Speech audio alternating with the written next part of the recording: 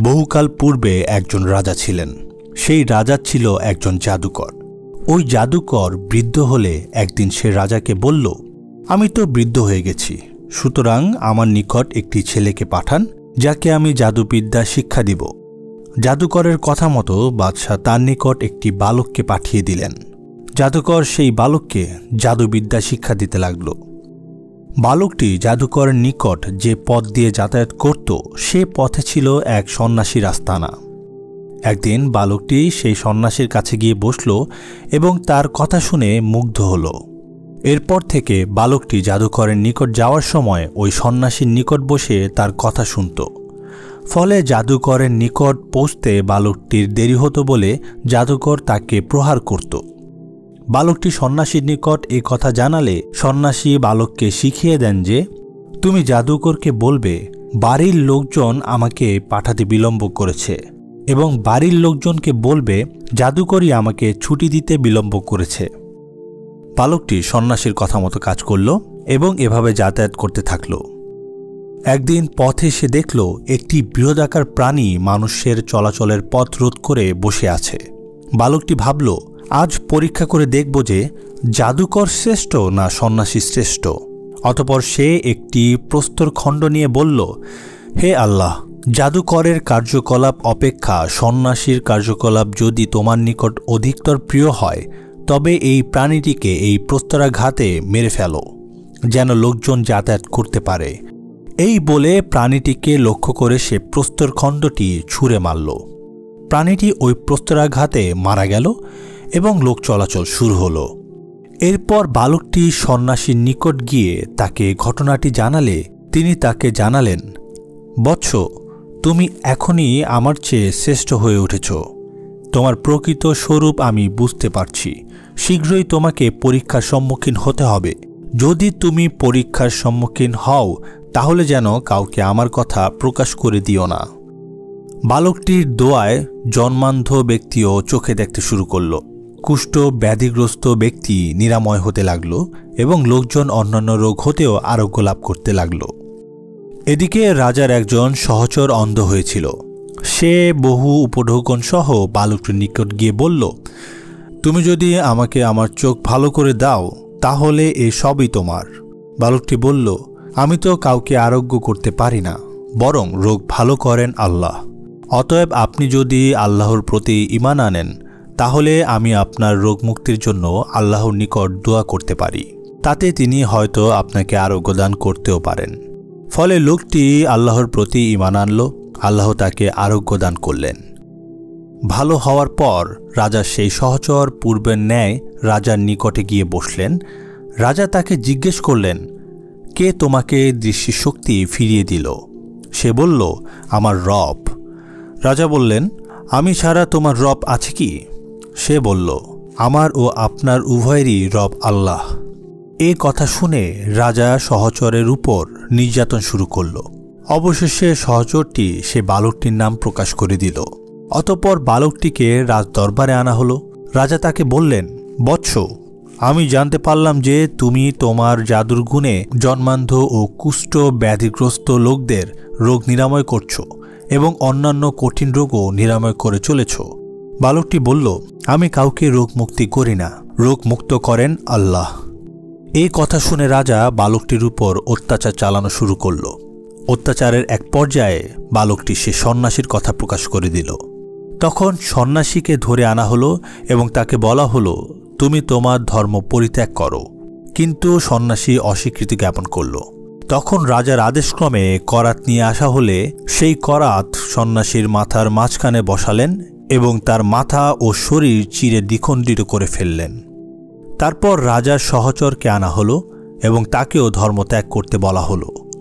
কিন্তু সেও অস্বীকৃতি জানালে তাকেও করাত দিয়ে চিরে দ্বিখণ্ডিত করা হলো। তারপর বালকটিকে হাজির করে তার ধর্ম পরিত্যাগ করতে বলা হলো। বালকটিও নিজ ধর্ম পরিত্যাগ করতে অস্বীকার করল। তখন রাজা তাকে তার লোকজনের নিকট দিয়ে বললেন, তোমরা একে অমুক পাহাড়ে নিয়ে যাও এবং তাকে নিয়ে সেই পাহাড়ের উপরে উঠো। যখন তোমরা পাহাড়ের উচ্চশৃঙ্গে পৌঁছবে তখন তাকে তার ধর্ম পরিত্যাগ করতে বলবে। সে যদি অস্বীকার করে তাহলে তোমরা তাকে সেখান থেকে নিচে ছুঁড়ে ফেলে দিবে। রাজার লোকেরা বালকটিকে নিয়ে পাহাড়ের উপরে উঠলে বালকটি দোয়া করল, হে আল্লাহ, তোমার যেভাবে ইচ্ছা হয় সেভাবে তুমি আমাকে এদের কাছ থেকে রক্ষা করো। তৎক্ষণাৎ পাহাড়টি কম্পিত হয়ে উঠল এবং তারা নিচে পড়ে মারা গেল। আর বালকটি সুস্থ দেহে রাজার নিকট এসে উপস্থিত হল। রাজা তখন তাকে বললেন, তোমার সঙ্গীদের কি হলো? তখন সে বলল, আল্লাহই আমাকে তাদের হাত থেকে বাঁচিয়েছেন। তারপর রাজা তাকে তার একদল লোকের নিকট সোপর্দ করে আদেশ দিলেন, একে একটি বড় নৌকায় উঠিয়ে নদীর মাঝখানে নিয়ে যাও। যদি সে নিজ ধর্ম পরিত্যাগ করে তো ভালো, নচেত তাকে নদীতে নিক্ষেপ করো। তারা বালকটিকে নিয়ে মাঝ নদীতে পৌঁছলে বালকটি পূর্বের ন্যায় দোয়া করল, হে আল্লাহ, তোমার যেভাবে ইচ্ছা হয় সেভাবে তুমি আমাকে এদের হাত থেকে রক্ষা করো। এই দোয়ার পর নৌকা ভীষণভাবে কাত হয়ে পড়ল। ফলে রাজার লোকজন নদীতে ডুবে মারা গেল। আর বালকটি সুস্থ দেহে আবারও রাজার নিকটে আসলো। রাজা তাকে বললেন, তোমার সঙ্গীদের কি অবস্থা? সে বলল, আল্লাহই আমাকে তাদের হাত থেকে রক্ষা করেছেন। এরপর সে রাজাকে বলল, আপনি যতই চেষ্টা করুন না কেন আমাকে কোনোভাবেই হত্যা করতে পারবেন না, যতক্ষণ না আমি যা বলবো আপনি তা করবেন। রাজা বললেন, সেটা কি? বালকটি বলল, আপনি একটি বিস্তীর্ণ মাঠে সকল লোককে হাজির করুন এবং সেই মাঠে খেজুরের একটি গুঁড়ি পুঁতে তার উপরিভাগে আমাকে বেঁধে রাখুন। তারপর আমার তুনির হতে একটি তীর নিয়ে ধনুকে সংযোজিত করুন। তারপর বালকটির রব আল্লাহর নাম বলে আমার দিকে তীরটি নিক্ষেপ করুন। আপনি যদি এই পন্থা অবলম্বন করেন তবেই আমাকে হত্যা করতে পারবেন। বালকের কথা মতো এক বিস্তীর্ণ মাঠে রাজা সকল লোককে সমবেত করলেন এবং বালকটিকে একটি খেজুর গাছের গুঁড়ির উপরে বাঁধলেন। তারপর রাজা বালকটির তুনির হতে একটি তীর নিয়ে ধনুকের মধ্যভাগে সংযোজিত করলেন। তারপর বালকটির রব আল্লাহর নাম বলে বালকটির দিকে তীর নিক্ষেপ করলেন। তীরটি বালকের চোখ ও কানের মধ্যভাগে বিদ্ধ হল। বালকটি এক হাতে তীরবিদ্ধ স্থানটি চেপে ধরল, অতঃপর সে মারা গেল। এই দৃশ্য দেখে উপস্থিত জনগণ বলে উঠল, আমরা বালকটির রবের প্রতি ঈমান আনলাম। তারপর রাজার লোকজন তার নিকট গিয়ে বলল, আপনি যা আশঙ্কা করেছিলেন তাই শেষ পর্যন্ত ঘটে গেল। সব লোক বালকটির রবের প্রতি ঈমান আনল। তখন রাজা রাস্তাগুলির চৌমাথায় প্রকাণ্ড গর্ত খনন করার নির্দেশ দিলেন। তার কথা মতো গর্ত খনন করে তাতে আগুন প্রজ্বলিত করা হলো। তারপর রাজা হুকুম দিলেন, যে ব্যক্তি বালকের ধর্ম পরিত্যাগ করবে না তাকে ওই আগুনের মধ্যে নিক্ষেপ করে পুড়িয়ে মারো, অথবা তাকে বলবে তুমি এই আগুনে ঝাঁপ দাও। রাজার লোকেরা তার হুকুম পালন করতে লাগল। ইতিমধ্যে একজন রমণীকে তার শিশু সন্তান সহ উপস্থিত করা হলো। রমণীটি আগুনে ঝাঁপ দিতে ইতস্ত করতে থাকলে শিশুটি বলে উঠল, মা, সবর অবলম্বন করুন, আগুনে প্রবেশ করুন, কেননা আপনি হক পথে আছেন।